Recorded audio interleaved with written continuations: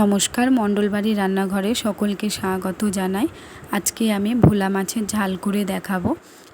খুব সামান্য কিছু উপকরণ দিয়েই করে দেখাবো। বেশি তেল মশলা এবং বেশি মশলা টশলা দিলেই যে তরকারি ভালো হয় তা নয়। রান্না করার নিয়ম এবং প্রসেস জানলেই রান্না ভালো হয়। প্রথমে আমি ভোলা মাছগুলোকে কেটে ধুয়ে মাছের মাথাটা বাদ দিয়ে দেব। দিয়ে নুন হলুদ মাখিয়ে রেখে দেবো। কড়াইতে তেল দিয়ে দেবো। তেল গরম হয়ে গেলে মাছগুলো ভেজে তুলে নেব দুপিঠ ভালো করে। তারপর ওই তেলের মধ্যেই আমি কুচি করে কেটে রাখা পেঁয়াজগুলো দিয়ে দেবো। পেঁয়াজটা বাদামি ভাজা হয়ে গেলে তার মধ্যে আমি দিয়ে দেব নুন, হলুদ, জিরের গুঁড়ো, কাঁচা লঙ্কা আর রসুন বাটা দিয়ে একটু সামান্য পরিমাণ জল দিয়ে দেব। জল দিয়ে মশলাটার থেকে যখন তেল ছেড়ে দেবে তার মধ্যে আমি একটু আদা বাটা দিয়ে দেবো। দিয়ে ভালো করে নাড়াচাড়া করব। করার পরেই আমি জল দিয়ে দেব।